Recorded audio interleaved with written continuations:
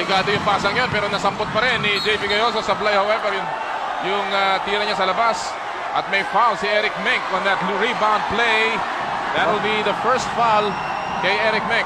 Ang partner, sabi ni Eric Mink, siya pa nga ang nabundol and siya natawagan ng foul.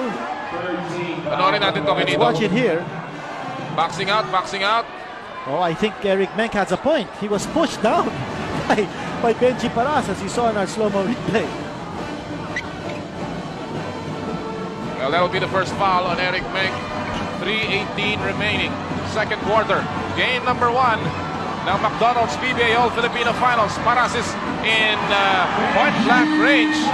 At ngayon, back-to-back hits para kay Benji Paras. Quinito has cut down this lead to 10 points. At partner, yun ang sinasabi natin. Paras has to establish his inside game. Ayaw mag-double team ng Tanduay. Well, Paras is gonna make them pay.